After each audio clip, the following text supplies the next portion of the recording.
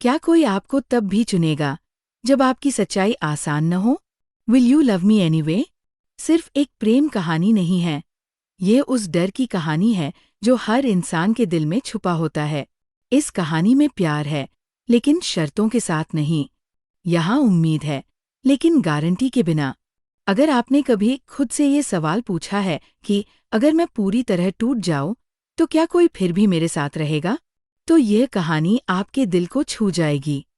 कभी कभी जिंदगी किसी इंसान को एक ऐसे मोड़ पर लाकर खड़ा कर देती है, जहां सबसे बड़ा डर मौत नहीं होता, बल्कि किसी अपने को खो देने का डर होता है। Will you love me anyway की कहानी इसी डर से जन्म लेती है। ये एक ऐसी लड़की की कहानी है जो जीते जी अपने अस्तित्व से लड़ रही है, और एक ऐसे लड़के की कहानी है जो ये सीख रहा है कि प्यार करना सिर्फ साथ चलना नहीं, बल्कि किसी की सबसे कमजोर सच्चाई को अपनाना भी होता है। ये लड़की बाहर से बिल्कुल सामान्य लगती है, पढ़ी लिखी, समझदार, आत्मनिर्भर और दूसरों की नज़रों में मजबूत। लेकिन उसके अंदर एक ऐसी सच्चाई छुपी हुई है जो उसे हर पल डरा कर रखती है। वह जानती है कि उसकी जिंदगी लंबी नहीं है। वह एक गंभीर बीमारी से जूझ रही है, जो धीरे धीरे उसके शरीर को कमजोर कर रही है। ये बीमारी सिर्फ शारीरिक नहीं है, ये उसकी भावनाओं, उसके सपनों और उसके रिश्तों पर भी असर डालती है। उसे पता है कि एक दिन ऐसा आएगा जब उसका शरीर जवाब दे देगा, और यही डर उसे किसी से बहुत ज्यादा जुड़ने से रोकता है।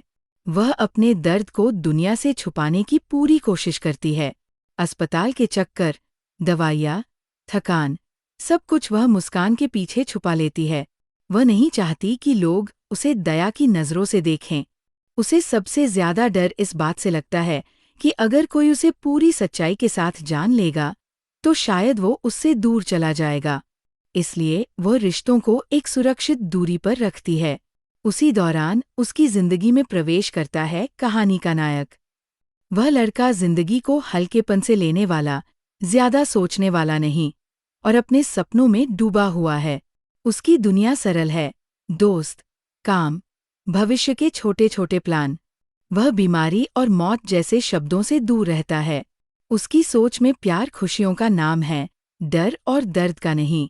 लेकिन जब वो लड़की उसकी जिंदगी में आती है, तो धीरे धीरे उसकी सोच बदलने लगती है। उनकी पहली मुलाकात साधारण होती है, लेकिन कुछ अलगसी खिंचाव महसूस होता है। लड़की कम बोलती है, ज्यादा सुनती है। वह लड़के की बातों पर मुस्कुराती है, लेकिन अपनी बातें अधूरी छोड़ देती है। लड़का महसूस करता है कि वो लड़की कुछ छुपा रही है, लेकिन वह जबरदस्ती नहीं करता। यही बात लड़की को पहली बार किसी के करीब आने देती है, कि कोई उसे बिना सवालों के स्वीकार कर रहा है। धीरे धीरे दोनों के बीच दोस्ती होती है। साथ बैठना, बातें करना, हंसना, सब कुछ बहुत स्वाभाविक लगता है। लड़की पहली बार अपने दर्द को भूलकर सामान्य महसूस करती है, लेकिन हर खुशी के पल के साथ उसका डर भी बढ़ता जाता है। वह जानती है कि ये रिश्ता एक झूठ पर टिका है। उसने अपनी बीमारी के बारे में कुछ नहीं बताया है। हर बार जब वो सच बताने की कोशिश करती है, उसे लगता है कि शायद आज नहीं, शायद कल।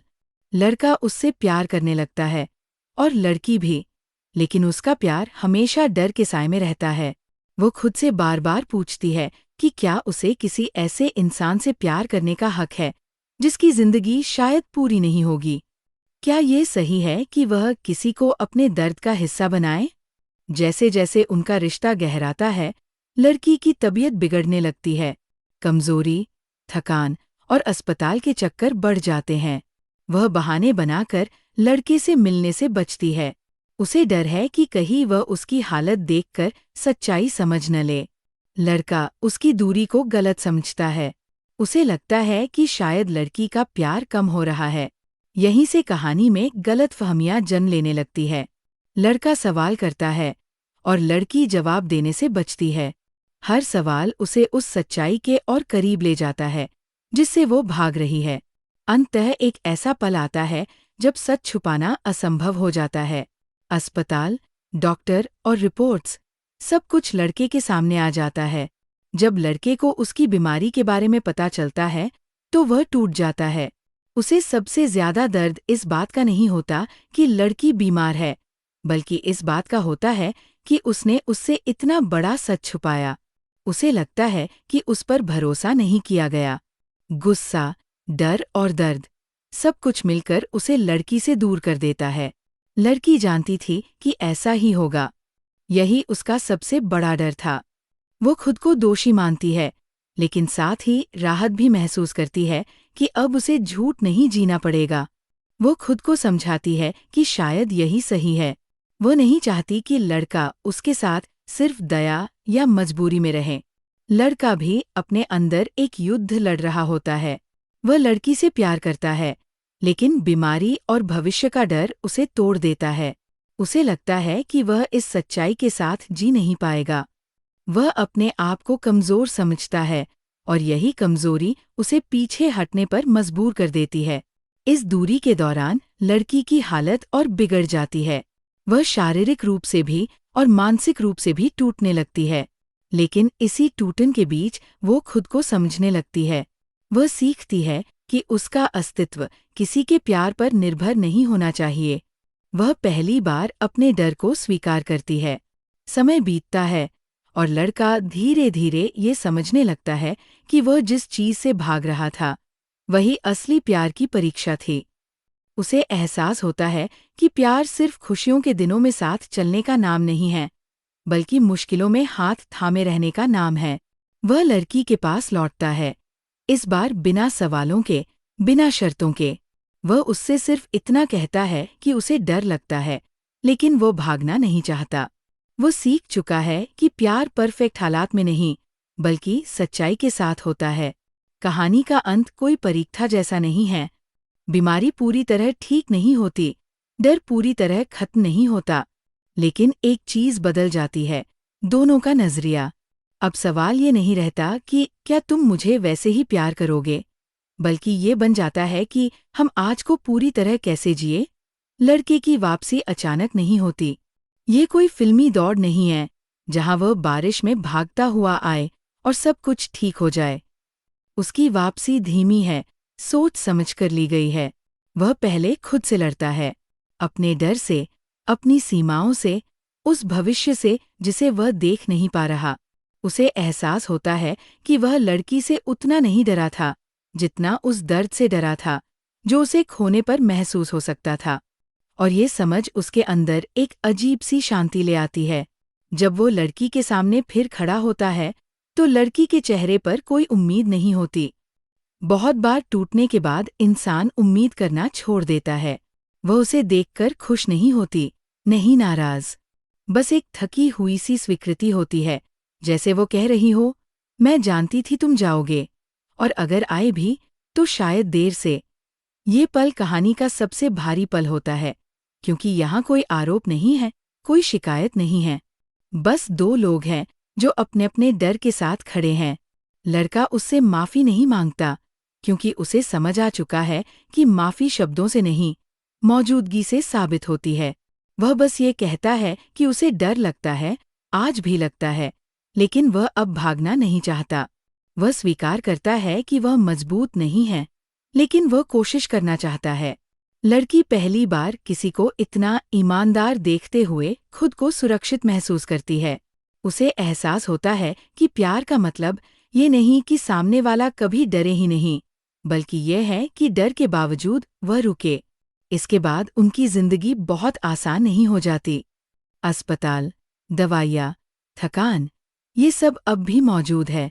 फर्क बस इतना है कि अब लड़की अकेले इनसे नहीं लड़ रही। लड़का हर बार कोई बड़ा वादा नहीं करता, लेकिन छोटी छोटी चीजों में साथ देता है। कभी अस्पताल के बाहर इंतजार करना, कभी थकान में चुपचाप उसके पास बैठ जाना, कभी बिना कुछ कहे उसका हाथ थाम लेना। ये पल कहानी को और गहरा बना देते हैं। लड़की भी बदलती है। वह अपने दर्द को छुपाने की कोशिश कम कर देती है। पहली बार वह अपनी कमजोरी को कमजोरी नहीं मानती। उसे समझ आने लगता है कि किसी का साथ उसकी बीमारी को ठीक नहीं कर सकता, लेकिन उसके बोझ को हल्का जरूर कर सकता है। वह ये भी समझती है कि अगर कल नहीं भी है, तो आज है, और आज को पूरी तरह जीना भी एक जीत है। कहानी इस मोड़ पर सिर्फ प्रेम की नहीं रहती, बल्कि जीवन को देखने के नजरिए की बन जाती है। लेखक बहुत सादगी से ये दिखाते हैं कि बीमारी सिर्फ शरीर को नहीं, रिश्तों को भी परखती है। ये परखती है कि कौन सच में साथ रहना चाहता है और कौन सिर्फ अच्छे दिनों का साथी है।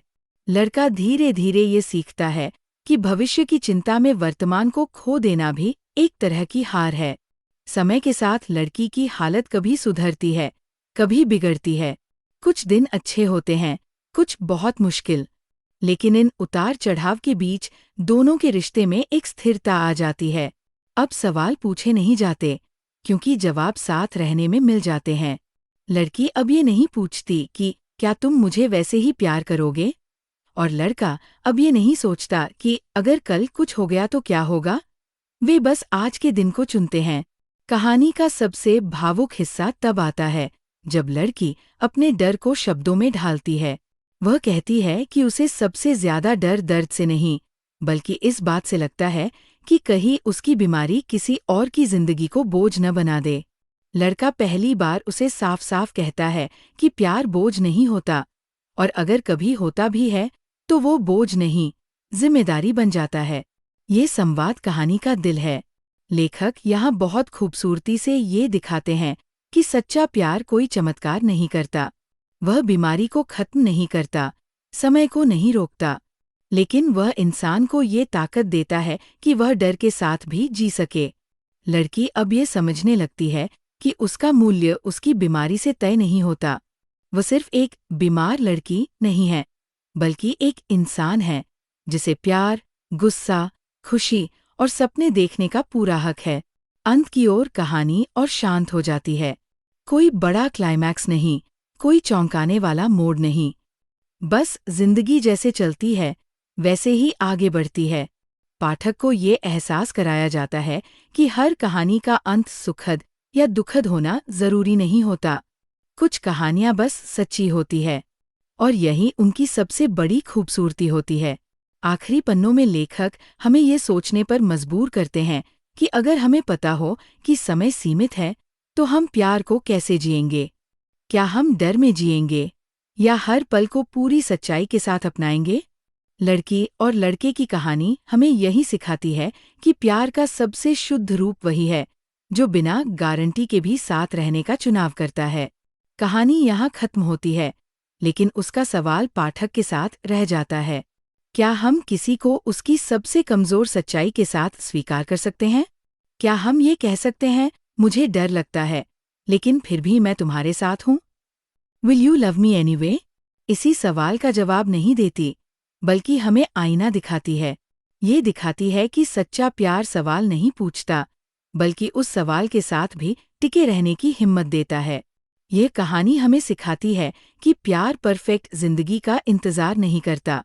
वह टूटे हुए हालात में भी जन्म ले सकता है, और अधूरी सांसों के बीच भी पल सकता है। और शायद यही प्यार की सबसे बड़ी सच्चाई है कि वो हमेशा का वादा नहीं करता, बल्कि आज को पूरी तरह जीने का साहस देता है। लाइक, शेयर और सब्सक्राइब जरूर करें। मिलते हैं अगली वीडियो में एक और किताब के साथ।